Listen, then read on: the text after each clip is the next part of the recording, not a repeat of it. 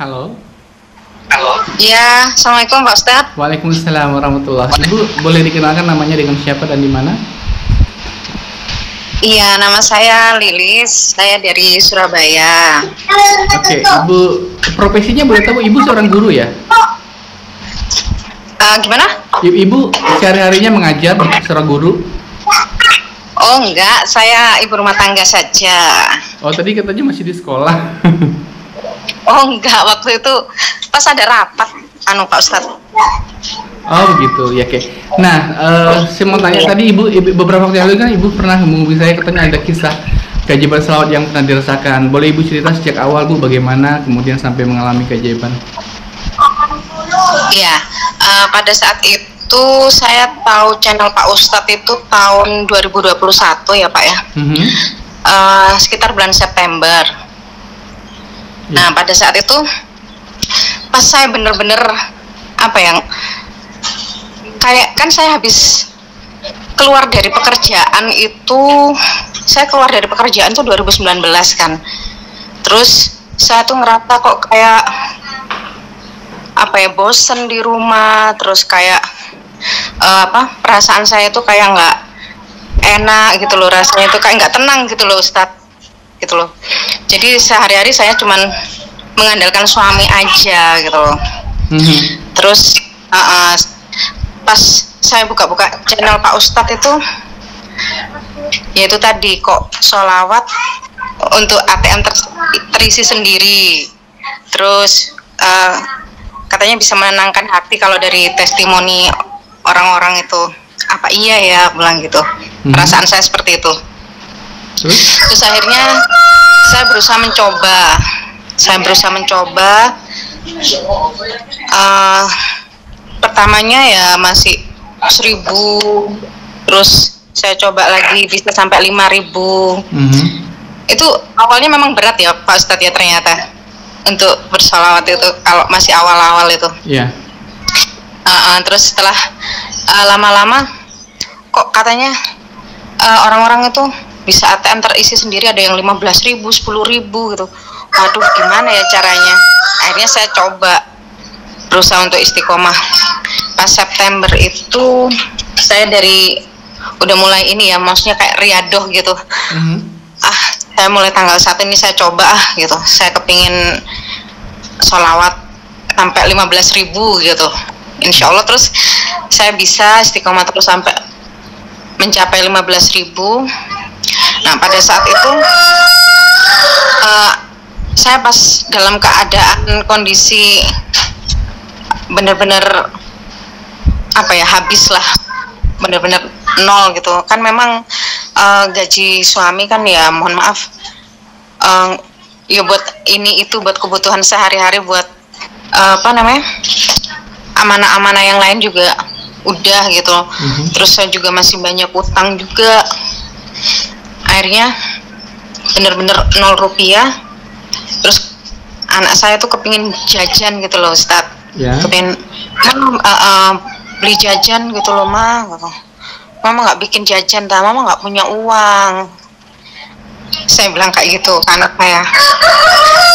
Terus tenang aja, nanti kalau misalkan kalau ini Mama lagi bersolawat ini, Mama minta uang sama Allah ini, nanti kamu tenang aja, jangan ngerengek gitu. Siapa tahu nanti ya Mama nanti keluar ke ATM, siapa tahu ada. Nanti kalau ada berarti Mama bawa makanan, kalau enggak ya sabar gitu, saya bilang gitu. Akhirnya ya itu waktu itu pas tanggal 9 September Pak Ustadz. Saya ingat betul waktu itu 9 September. Akhirnya saya pas setelah sholat duhur ya, saya kan habis duha dulu. Duha itu antara jam berapa waktu itu? Jam 9 kalau nggak salah. Jam 9 terus saya wirid terus gitu, sholawatan terus sampai selesai sholat duhur. Saya keluar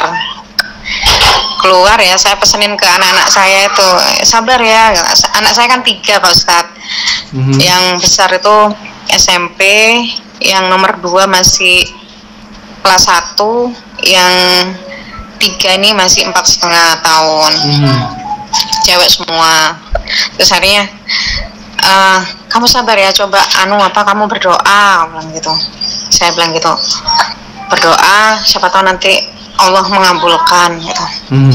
Terus akhirnya saya keluar ke Indomaret. Di Indomaret itu kan ada ATM kan. Iya.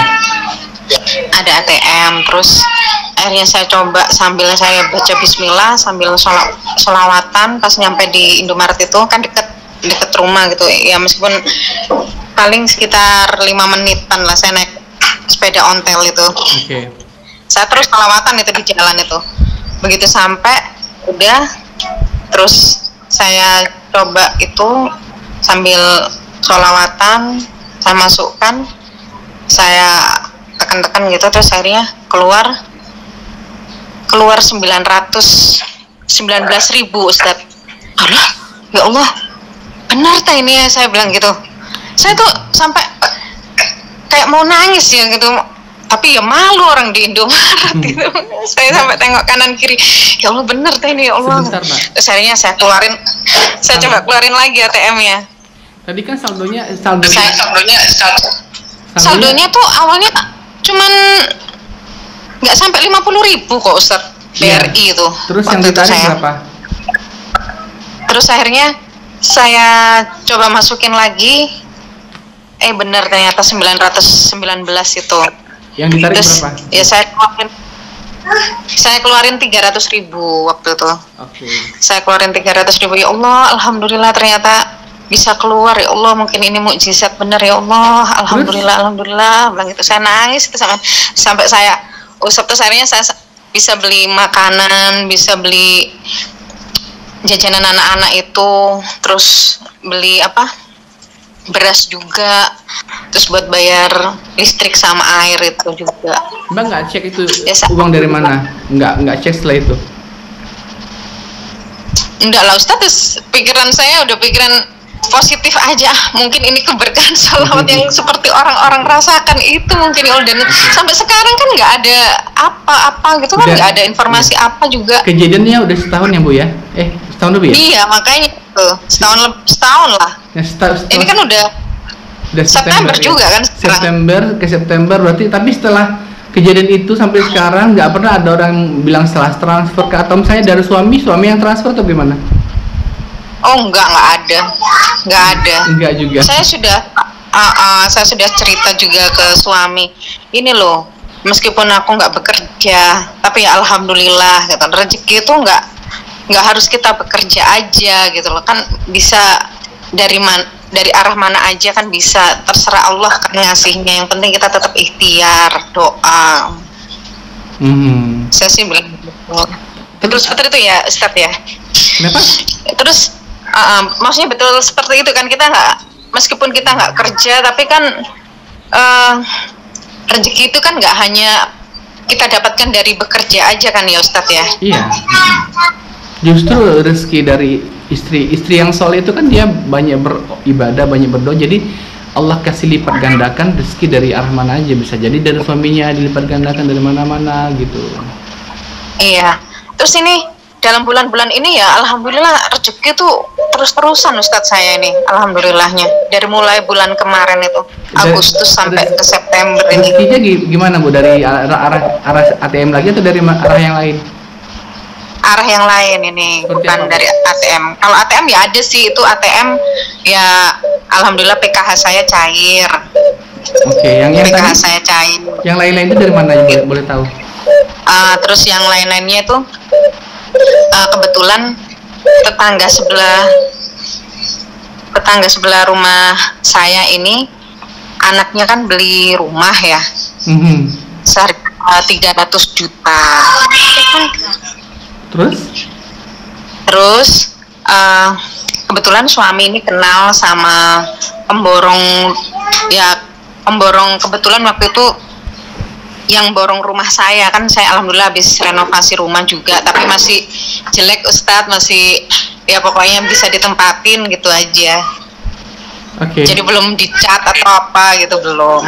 Nah itu dari pemborong itu, kebetulan itu temen SMP-nya dia, SMP suami saya, itu teman SMP suami saya. Nah terus eh, ternyata nggak sengaja tetangga sebelah itu kok kayak riwut gitu, maksudnya kayak apa ya, kayak ruwet gitu, maksudnya dia itu kayak cari rumah gitu loh. Nah terus kedengaran suami saya gitu loh, apa sih Bu, anu ta apa, mau cari rumah ta, bilang gitu. Iya, daerah mana? Itu loh ada daerah Kedinding Bu, itu kata suami saya. Soalnya suami saya kan juga ya alhamdulillah kenal deket kan sama temennya itu. Iya, terus? Jadi dikasih info gitu. Terus akhirnya, oh iya, di daerah mana? Di daerah Kedinding. Oh, daerah Kedinding itu aku sudah lihat semua gitu. Nggak cocok. Loh, jangan gitu, dilihat dulu. Siapa tahu cocok. Terus, ayo, wong lihat itu juga belum tentu nggak apa jadi ataupun nggak jadi kan nggak apa-apa. Gitu. Nah, terus akhirnya, ya wes, ayo. Gitu. Akhirnya lihat ke sana. Ternyata Pak Ustadz begitu nyampe di lokasi itu, si anaknya itu udah suka gitu loh. Kesan pertama itu udah suka dia. Oh enak ya rumahnya gitu. Terus begitu masuk juga udah serak. Oh iya ini udah serak ini gitu. Ya kebetulan itu rumah itu kan ya alhamdulillah dapatnya murah, terus sudah tinggal langsung ditempati gitu loh Ustadz. Jadi udah enak lah pokoknya kondisinya itu. Dan terus akhirnya awalnya minta 350, terus akhirnya dia turun sampai deal 300 juta itu tadi. Terus? Ya udah, terus akhirnya besoknya itu sudah dia langsung transaksi apa. Terus akhirnya suami saya tuh dikasih uang itu jasanya ya, ya? gitu. Tapi ya nggak banyak sih kan, juga suami kan kalau biasanya pada umumnya kalau di sini katanya sih kalau jual beli rumah itu honornya biasanya 2% katanya. Berapa? 2% katanya 2%, gitu dari pembelian si rumah itu, katanya sih seperti itu. Tapi kita berhubung sama tetangga ya dikasih berapa aja nggak masalah lah gitu. Terus akhirnya dia juga ngomong kalau saya untuk ngasih 2% saya nggak bisa Mas gitu. Soalnya saya kebutuhan kan juga banyak, belum lagi pajak-pajaknya juga saya yang nanggung gitu, katanya. Iya nggak apa-apa. Akhirnya besoknya tuh ya alhamdulillah Pak Ustadz dikasih amplop itu isinya 1,5 juta gitu Pak Ustadz. Masya Allah. Itu iya. Terus kebetulan pas saya tanggal 6 September kemarin ini saya dapat arisan juga Pak Ustadz 1,750 juta. Jadi beruntun gitu loh Ustadz. Iya. Arisan iya itu. Masya Allah, alhamdulillah. Penjualan rumah dapat. Apalagi? Iya betul. Dapat arisan juga dapat. Gitu. Arisan kampung itu PKK itu loh, ibu-ibu itu kumpulan. Ya lumayan lah Ustadz, meskipun segitu ya sangat berharga lah alhamdulillah. Ibu kalau boleh tahu suaminya profesinya apa Bu? Kerja di toko Pak Ustadz. Oh gitu. Toko alat tulis. Tulis. Oke. Iya, kalau saya dulu sih kerja di perusahaan ini distributor kaos kaki. Itu 9 tahun juga. Lumayan lah maksudnya. Terus Ibu kalau sehari-hari sekarang udah mengamalkan selawat berapa Bu Ibu bisanya berapa banyak? Iya 30.000. Saya target 30.000 atau 25.000. Udah lama tuh Bu. Segitu banyak udah ngamalkan berapa lama? Berapa ya? Paling antara 6 bulanan ini masihan Pak Ustadz. Tapi benar-benar terasa banget, Masya Allah. Apa Bu perbedaan yang Ibu rasakan dulu sebelum giat mengamalkan salawat dengan sekarang yang sudah setiap hari mengamalkan segitu banyak? Utang saya mulai berkurang, terus hati saya itu tenang. Boleh tahu Bu itu utangnya dulu berapa banyak Bu? Utangnya di mana-mana Ustadz, maksudnya kadang saya ikut ini kayak koperasi gitu. Terus sampai saya dihina juga, maksudnya diolokin. Oh itu kan kalau bayar kan setiap minggu ya, setiap seminggu sekali itu setiap hari Selasa. Itu saya sampai dikatain apa, terus itu dicoret aja tuh, kasih tanda merah aja. Dia ngomong sendiri tuh yang ketuanya itu, di petugasnya itu. Terus saya, masya Allah, kok aku di seperti itu kan, tapi ya nggak apa-apa ya Allah. Mungkin ini caramu untuk menutup agar aku tidak hutang riba gitu loh. Mungkin seperti itu, saya jadi positif gitu aja ya, Pak Ustadz. Oke. Dan sekarang itu udah masih banyak, boleh tahu tinggal berapa lagi sisanya, Mak, yang tersisa? Ya alhamdulillah masih banyak sih, masih sekitar 40 jutaan ada, cuman ya nggak apa-apa lah, saya jalanin sholawat aja gitu. Saya yakin insya Allah pasti ada jalan, itu aja, Ustaz. Tapi kalau Ibu setelah mengamalkan salat masih sering direndahkan atau dicaci sama orang-orang yang nagih itu nggak sekarang? Enggak, karena saya alhamdulillah sudah nggak ada sangkutan di tetangga kanan kiri itu, nggak ada udah, Ustadz. Jadi ibaratnya saya ada utang tapi di luar gitu loh, di teman saya gitu, yang teman udah lama-lama itu pun maksudnya mereka tuh nggak menagih gitu loh. Cuman saya dalam hati saya berniatan, ya Allah, mudah-mudahan Kau berikan hamba rezeki yang lebih agar saya bisa membayar itu utang-utang ke teman-teman saya. Nggak ada nagih teman-teman saya tuh. Oke, kalau boleh tahu dulu Ibu mulai banyak berutang itu untuk apa sih? Untuk modal usaha atau untuk berobat atau untuk apa? Ya untuk apa ya Ustadz ya? Kayak seperti nggak berkah gitu loh. Saya merasakannya itu. Jadi gini, saya itu suami kerja, saya kerja, tapi kok untuk kebutuhan sehari-hari itu kok seperti nggak cukup kayak gitu loh, maksudnya Ustaz. Saya tuh herannya seperti itu. Anak cuma 3 ya? Tapi Pak, mungkin seperti itu. Sampai kadang ngelihat anak saya sekolah itu, yang besar itu dulu waktu masih SD itu penampilannya itu seperti kayak dekil gitu, maksudnya cara berpakaiannya atau apa, ya Allah, kan nggak ada yang ngerawat kan, ibaratnya dia ikut sama kakeknya gitu loh, yang kakeknya yang antar jemput gitu.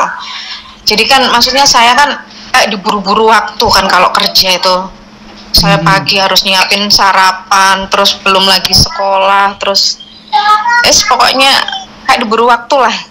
Sholat juga kayak bolong-bolong gitu, kayak apa namanya, ini kerjain ini dulu aja lah gitu, sholatnya nanti, sampai akhirnya nggak dijalankan sampean. Gitu. Sering seperti itu, terlalu sibuk di pekerjaan. Saya capek di di jalan dan di pekerjaannya itu loh Ustadz. Tapi setelah saya jadi ibu rumah tangga seutuhnya seperti ini, saya tuh akhirnya bisa, alhamdulillah bisa istiqomah menjalankan tahajud, terus insya Allah ya sholat duha, terus sholat ya bisa menjalankan 5 waktu. Kayak masya Allah lah, tenang pokoknya. Dulu Ibu berhenti kerja itu tapi kenapa? maksudnya ada sih tawaran pekerjaan yang dalam artian yang nggak terlalu menyibukkan diri sekali gitu, ada kayak jadi kader kesehatan itu ada Pak Ustadz. Oke. Kader kesehatan itu ada, meskipun gajinya nggak seberapa ya, tapi yang penting ya apa ya namanya, buat pemasukan dikit-dikit lah, nggak masalah lah Ustadz. Yang penting kan nggak terlalu fokus ke pekerjaan itu gitu loh, masih bisa disambi dengan urusan rumah tangga itu aja. Di rumah. Dulu Ibu berhenti kerja itu di PHK atau Ibu minta resign sendiri atau gimana? Saya minta resign sendiri Ustadz, karena itu tadi saya tuh karena utang gitu loh Ustadz. Saya tuh sampai, ya Allah, kok seperti ini sih hidup saya tuh. Jadi saya tuh tujuannya keluar dari pekerjaan itu nanti kan dapat uang jasa gitu kan. Uang jasa itu nanti saya buat ini apa, buat bayar hutang. Terus nggak dapat? Dan sisa kenapa? Dapat nggak uang jasanya? Dapat, alhamdulillah. Waktu itu saya dapat 16 juta kalau nggak salah itu. Gitu. Terus udah dibayarin semua, masih ada juga utangnya? Iya, itu saya buat bayar utang PKK itu 11 juta, masih sisa 5 juta. 5 juta itu saya buat, ada yang buat modal. Saya kan sempat jualan sayur, terus jualan mie ayam itu pernah Ustadz. Ya memang sebenarnya meskipun saya jualan mie ayam, jualan sayur itu laris sebenarnya di depan rumah itu Ustadz. Cuman kok saya merasa, aduh kok kayak capek banget gitu ya. Saya merasa seperti itu, dan uangnya juga kok nggak seberapa gitu loh yang saya dapatkan itu. Jadi kayak besar pasak daripada tiang gitu loh Ustadz. Sebenarnya rame gitu loh apa yang, cuman kok saya kesannya tuh terlalu capek, terlalu ngoyoh gitu loh, ngejar dunia itu loh, seperti itu rasanya. Gara-gara capek sana sini akhirnya solonya tinggal gitu. Iya betul, makanya alhamdulillah sekarang saya mencoba, saya punya prinsip seperti ini, saya nggak mengejar dunia, saya pasrahkan sama Allah. Saya ingin dunia yang mengejar saya, ingin seperti itu sih Ustadz. Cita-citanya. Iya. Oke, iya, tapi ya alhamdulillah, mudah-mudahan aja bisa ya Ustadz ya. Insya Allah bisa, mudah-mudahan dimudahkan. Oke, itu aja Bu isi kisah yang Ibu ingin ceritakan. Apa ada yang lain lagi yang mau dikisahkan? Ya ini apa, keluarga jadi kayak tentram gitu, meskipun kondisi ibaratnya apa ya, Pas-pasan gitu. masalah kebutuhan tercukupi juga. Kadang-kadang saya misalkan, ya Allah beras saya habis, ya Allah tinggal sedikit.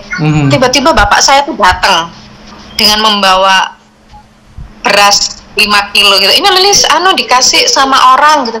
Ya Allah, alhamdulillah, itu baru saya saya ngomong di hati gitu loh, maksudnya saya batin gitu. Waduh, beras saya habis, ya Allah, saya nggak ada uang, ini tolong berikan saya keajaibanmu ya Allah gitu. Ternyata langsung sekian menit gitu, langsung bapak saya datang dengan membawa beras gitu, Masya Allah gitu. Masya Allah. Makanya berkah sekali, alhamdulillah pokoknya. Nah gitu. Kalau dulu-dulunya mungkin kalau ibu-ibu kayak pas kehabisan beras kayak gitu pasti bingung banget ya. Iya betul. Saya tuh rasanya pusing, terus batin saya tuh rasanya kayak, aduh, kayak deg-degan yang gimana gitu loh, pokoknya cemas gitu loh, Ustadz. Serasa cemas. Kalau sekarang tuh kayak lost aja gitu loh, maksudnya. Perasaan saya tuh lost.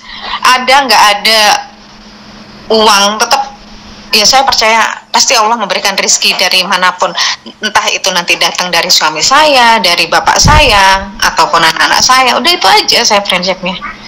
Terus dari saya sendiri gitu aja. Oke. Masya Allah, luar biasa. Iya. Okay, iya, Masya Allah, alhamdulillah. Semoga bisa istiqomah. Cuman sekarang saya. Kenapa? Cuman sekarang saya intinya saya ingin bisa membayar amanah saya yang 40 juta itu. Ya, insya Allah kalau Ibu ada niat dan Ibu banyak doa sama Allah, pasti Allah akan mudahkan dan kabulkan. Gitu Bu ya. Iya Ustaz. Terima kasih Bu sudah berbagi cerita di kesempatan kali ini. Semoga di lain waktu menata Ibu sudah lunas semua 40 juta kan Ibu bisa berbagi kisah lagi. Kalau lunas hutang saya yang 40 juta itu Ustaz, saya janji saya ingin testimoni lagi. Masya Allah. Oke, saya tunggu Bu ceritanya ya. Iya, mudah-mudahan dapat keajaiban dari Allah. Amin. Minta doanya ya. Iya. Oke Bu. Sampai jumpa Bu di lain kesempatan. Assalamualaikum warahmatullahi wabarakatuh. Waalaikumsalam warahmatullahi wabarakatuh. Oke, itulah tadi kisah dari Ibu siapa itu ya. Ya, awal mulanya beliau ini katanya melihat video-video saya. Kan ada kisah, banyak tuh kisah ATM terisi sendiri lah. Sebenarnya kisah-kisah itu kan kisah yang otomatis terjadi, maksudnya terjadi tiba-tiba pada kehidupan seseorang, dan keajaiban itu pun tidak harus sama masing-masing orang. Jadi kalau ada satu orang misalnya dia merasakan tiba-tiba saldo ATM-nya terisi, yang lainnya juga mengamalkan saldo itu belum tentu harus dia ngerasain model begitu gitu. Dan itu terjadi tiba-tiba, bahkan orang yang merasakan sendiri pun dia kaget kenapa itu bisa terjadi. Jadi jangankan orang yang melihat dari luar, masa iya sih ATM bisa terisi sendiri? orang yang merasakan sendiri pun bingung gitu. Jadi kalau dibilang bagaimana caranya agar ATM saya terisi sendiri, tolong dong diajarin. Ya nggak ada yang bisa ngajarin, karena itu ketentuan dari Allah gitu ya. Nah, itu teman. Jadi maksudnya jangan sampai salah paham bahwa tujuan salawat itu bukan untuk ATM terisi sendiri, bukan untuk agar kita dapat ini dapat itu, bukan. Kalaupun seandainya kita bersalawat lalu Allah kasih banyak bonus, misalnya dimudahkan rezeki, itu ya bonus, itu ngikut gitu. Kalau kita taat sama Allah, kita banyak bersalawat, kita ibadahnya bagus, itu rezeki itu otomatis akan datang sendiri. Rezeki itu akan dijamin gitu.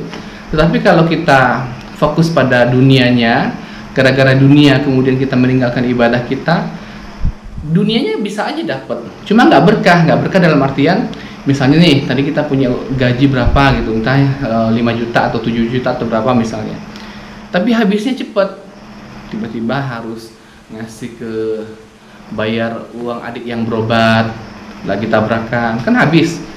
Yang seharusnya kalau misalnya kita ini banyak ibadah, banyak salawat, kejadian-kejadian kayak gitu tuh nggak terjadi di kehidupan kita. Allah lindungi kita dari bencana, musibah dan malapetaka gitu, sehingga uang yang tadi kita dapatkan tadi berkah, kita bisa bersedekah, berbagi ke orang, kita diberikan kesehatan, kita ini kemudian ditenangkan hatinya, tidak gelisah gitu kan. Jadi itulah keberkahan ataupun fadilah ataupun keutamaan dari kita banyak bersalawat. Di zaman dahulu kala orang sahabat-sahabat Nabi itu kalau mereka itu punya masalah ya, punya problem, mereka akan mengadukan halnya kepada Rasulullah SAW, dan kemudian Rasulullah SAW akan memberikan solusi. Ini loh, begini solusinya. Nah, orang-orang zaman sekarang kan tidak bisa bertemu dengan Rasulullah SAW. Bagaimana cara kita agar bisa menemukan solusi di dalam semua aspek kehidupan kita? Caranya dengan juga mendatangi Rasulullah dengan cara memperbanyak salawat. Gitu teman-teman ya. Jadi sampai mudah-mudahan bisa dipahami dan bisa diamalkan. Dan bagi teman-teman yang yang mungkin punya testimoni ataupun kisah-kisah keajaiban salawat untuk ditayangkan di channel YouTube ini, bisa menghubungi WhatsApp dengan nomor 0812 771 62924. Di WhatsApp dengan nomor 0812 771 62924. Sampai jumpa pada video-video saya berikutnya, dan assalamualaikum warahmatullahi wabarakatuh.